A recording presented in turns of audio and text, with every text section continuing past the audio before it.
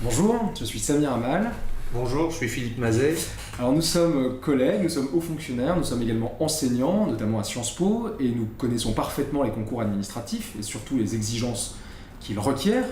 Alors vous le savez, le concours de l'ENM, c'est un concours évidemment très difficile, qui nécessite une excellente préparation, aussi bien physique que mentale, évidemment. Et parmi les épreuves, il y a évidemment la culture générale. Alors, c'est l'épreuve reine.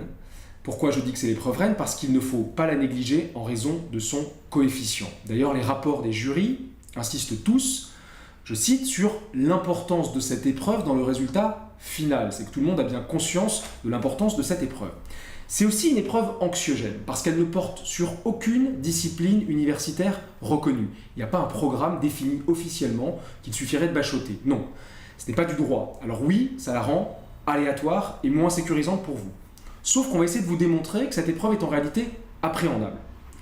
Elle est appréhendable d'abord si vous comprenez sa philosophie générale. C'est-à-dire si vous comprenez le monde contemporain, je cite, à travers une question posée à la société française. C'est bien ce qu'indique l'intitulé officiel de l'épreuve. 2, elle est appréhendable ensuite si vous répondez à la commande. C'est-à-dire si vous répondez de façon argumentée, avec rigueur et objectivité, à une problématique. Et 3, elle est appréhendable enfin si vous respectez le formalisme, c'est-à-dire si vous maîtrisez le français et que vous faites preuve des qualités rédactionnelles indispensables à l'écrit. En clair, vous réussirez cette épreuve si dans un temps imparti, vous démontrez à votre correcteur votre capacité à prendre du recul face à des enjeux sociétaux, et pour cela, vous devez être capable, 1. de mobiliser des connaissances transversales, le droit, l'économie, l'histoire, la philosophie, la sociologie. 2. D'exploiter des supports variés, l'art, la littérature, le cinéma, la peinture, etc. Et 3. De faire des comparaisons, qu'elles soient internationales ou européennes. Je dirais, voici en résumé les conditions de succès à l'épreuve de culture générale de l'ENM. Alors bien sûr, ça ne s'improvise pas. Et contrairement aux idées reçues, vous pouvez très bien réussir cette épreuve sans avoir fait Sciences Po.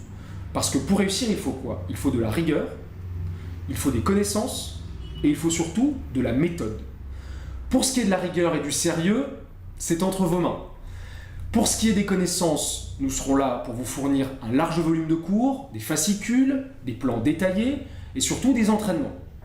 Et enfin, pour ce qui est de la méthode, nous vous proposerons une méthodologie afin de vous accompagner dans l'élaboration de vos copies.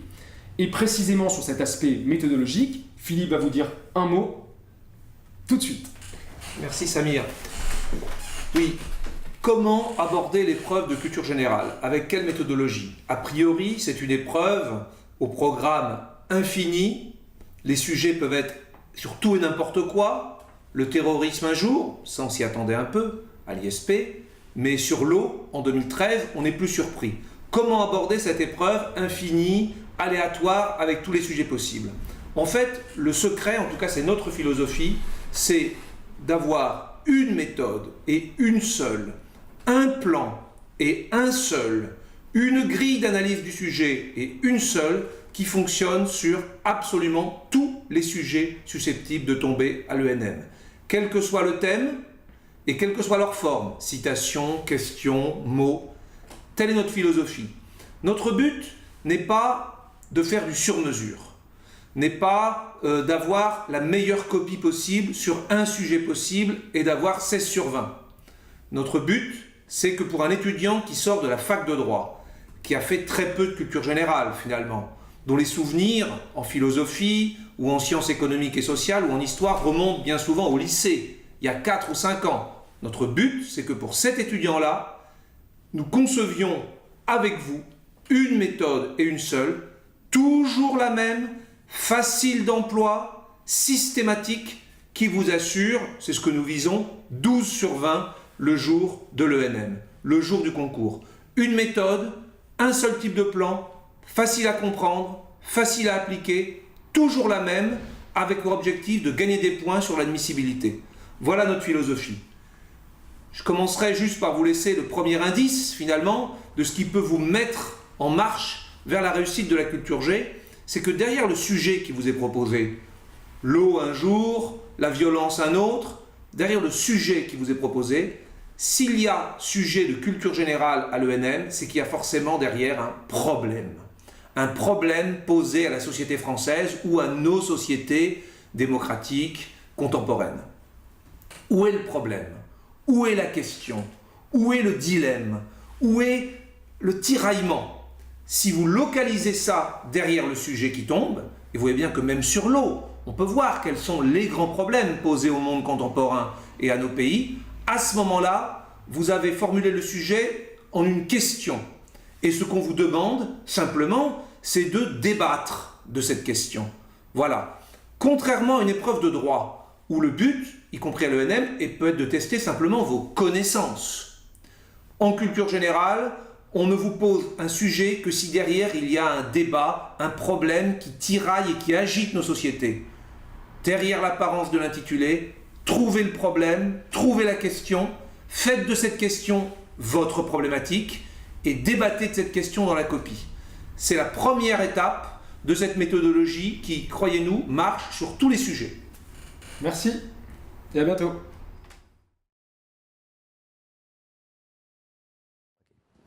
Bonjour, je suis Nicolas Péot et je suis chargé de la correction des copies de la composition portant sur une question posée à la société française dans ses différentes dimensions, qu'elles soient judiciaires, juridiques, sociales, économiques, politiques ou culturelles.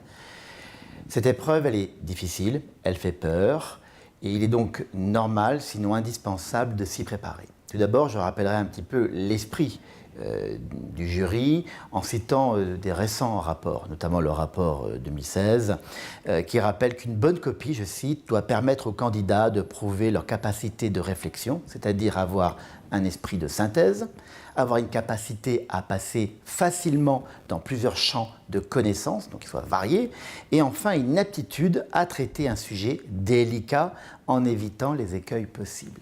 Si je prends cette fois-ci le rapport du jury pour l'année 2015, les correcteurs attendent, je cite à nouveau, une réflexion personnelle et la défense d'une opinion propre, qualité attendue du candidat.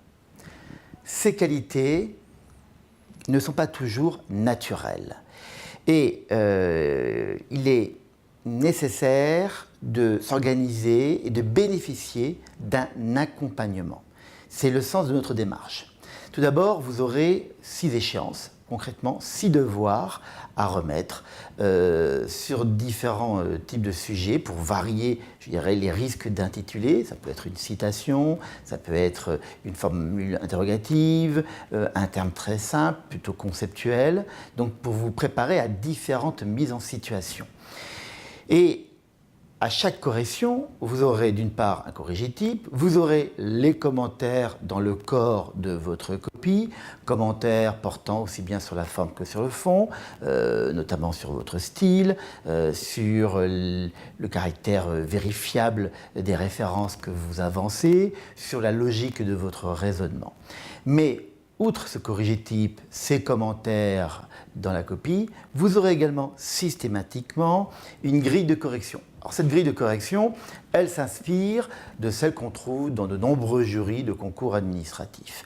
Cette grille de correction a vocation à vous renseigner sur une sorte d'échelle de cotation qui va généralement de très bien à insuffisant. Ça porte aussi bien sur la forme que sur le fond.